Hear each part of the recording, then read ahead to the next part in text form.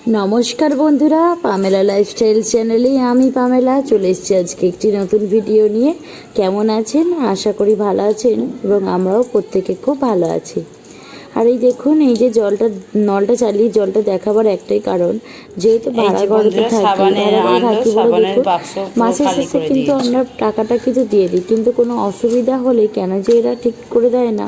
এত সরুভাবে জল আসছে, বলুন কিভাবে সব কিছু কাজ করব? সব কিছু বলতে হবে বাসন মাজা, কোনো আনাজপত্র ধোয়া, চাল ধোয়া, এগুলো সব তো হয়ে থাকে। কি করে করবো বলুন? আবার কি বলুন তো, ওপরে এসে মানে যে থাকে আর কি চেক করবে না, ওই জন্য ভিডিও করে রেখেছি যে এবারে ভাবছি যখন টাকা দিতে যাবো তখন ওনাকে ভালো করে দেখাবো। আর যে দাদাভাই আপনাদের বিকালবেলায় এসেছে, এইসব ডিমার্ট থেকে এত জিনিসপত্র নিয়ে এসছে, সব মুদিখানা দোকানের জিনিস যা আর কি লাগে সংসারেতে। সাবান, মার্গো সাবানটা শেষ হয়ে গেছিলো, তারপরে একটুখানি কুরকুরে এনেছে, খাবো বলেছিলাম বলে। পপকর্ন পাওয়া যায়, বললাম না পপকর্নটা খাবো না, কুরকুরে নিয়ে আসবে। তারপর ওই যে বেসন এনেছে, ময়দা এনেছে, মেয়েটার জন্য একটা বাদাম মিল্ক এনেছে। আর এই যে দেখুন আবার টমেটো কেচাপ এনেছে, এই যে এক প্লাস্টিক পুরো একদম দোকানের সব সামগ্রী। আর এই যে আমি বলছিলাম চাউমিনও একটু এনেছে, কিন্তু এই চাউমিন আনাটার কারণ হলেই নাহলে এখন সন্ধে হয় না, আনলে নাহলে সন্ধ্যের সময়তে এলে কখনো নিয়ে আসে, কিন্তু এই 5টার সময়তেই কেন নিয়ে এসছে তার কারণ হলো আজকে শরীরটা খুবই খারাপ ছিল দুপুরে বন্ধুরা, তার জন্য রান্না করতে পারিনি। আগের ভিডিওতে আপনাদেরকে দেখালাম যে আমি শাক কেটেছি, কলমি শাক, কিন্তু সেটা রান্নার কমপ্লিট করে উঠতে পারিনি। বিকেলবেলাতে সেটাও কমপ্লিট করছি। এই যে সাবু এনেছে মেয়েটা, না টিফিন টাইমটা করে ওকে সাবু দিই, কারণ আমার মেয়ের না একটু পায়খানার প্রবলেম আছে, মানে একদিন দুদিন ছাড়া এরকম করতো বলে তখন ডাক্তারই সাজেস্ট করেছিল যে সাবু খাওয়ানোর জন্য। সাবুটা খুব ভালো। আর ওকে এমনিতে সবজি ভাত তো দেওয়াই হয়। আর এটাতে দেখুন চাল এনেছে, এই যে আমি দেখাচ্ছি HMT রাইস, দেখুন 61 টাকা 50 পয়সা করে পার কেজি, আর 6.165 কেজি হয়েছে আর কি, আর 61.50 রুপিস কেজি, আর 379.15 রুপিস হয়েছে। এই যে এত কিছু সব এনেছে আর কি। সাবো, হরলিক্স, মেয়েটার জন্য এই হরলিক্সটা দেওয়া হয়, এই 2 বছর থেকে হরলিক্সটা চালু করেছে, নাহলে এর আগে স্যারিলাক খেত। আর 3-4 প্যাকেটের মতন সাবু এনেছিলো। এই যে বললাম চাউমিনটা এনেছে, তো চিকেন নুডলস এনেছে। আর এই যে খেতে বসেছি, খুব জোর খিদেও পেয়েছে, দুপুরবেলা খেয়েছিলাম মুড়ি খেয়েছি, আর ওই যে মেয়েকে দুধ সাবু খাইছি, একটু ফল ছিল ফল দিয়েছিলাম দুপুরবেলায়, আর একটু দুধ খাইছিলাম আগে পরে করে, ব্যাস, তারপর আর কিছুও খাইনি।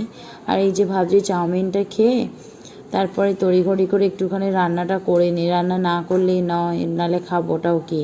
আর দেখুন বাইরেকার খাবার শরীর ভালো না, আর এই বাইরেকার খাবার বেশি আবার ভালো লাগে না খেতে। ঘরে যেহেতু একটা বানিয়ে খেতে তার যে একটা মজা সেটাই আলাদা। বাইরে হয়তো কখনো সখনো ভালো লাগে, কোথাও ঘুরতে গেলে আসতে দেরি হচ্ছে তখন হয়তো কিনে নিয়ে চলে এলাম, সেটা পরের কথা, সময় আছে। যেকালে শরীরটা একটু ভালো আছে এবেলার দিকে, ওই জন্য বানিয়ে নিলাম।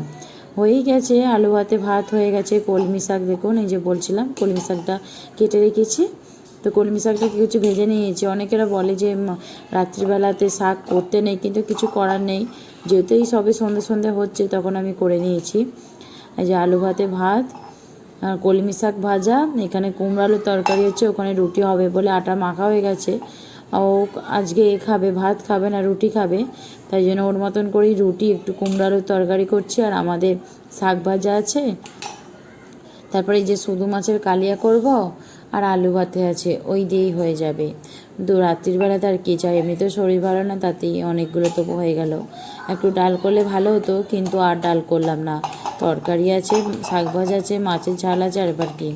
আমার মুখ চুখ দেখেই কথাবার্তা দেখেই বুঝতে পারছেন যে আমার কেমন লাগছে, শরীরটা খুব একটা ভালো নয়। আর হঠাৎ করে 3-4 দিন মতন নয়, খুব গরমটাও পড়েছে, মানে কত 10 দিনের মতন না একটু ঠান্ডা ঠান্ডা বেশ হতে যাচ্ছিল, আবার এই 3-4 দিন এত গরম পড়েছে বন্ধুরা, কি বলবো, খুবই কষ্টও হচ্ছে। আর এই দেখুন আমার সব কিছু রান্না হয়ে গেছে, যে মাছের কালিয়াটাও হয়ে গেছে, আর মেয়েকে ভাত বেড়ে খেতে দিয়ে দিয়েছি। কলমি শাক ভাজা, একটু আলু ভাতে, মাছের ঝোল, আর কি করেছি 1 পিস মাছ দিয়েছি। তোকে আমি দিই, যতটা খেতে পারলো তারপর আমি খেয়ে নিই, কিন্তু ওকে আমি এরকমভাবে থালাতে আমি যা খাই মোট কথা ওকে তাই খেতে দিই।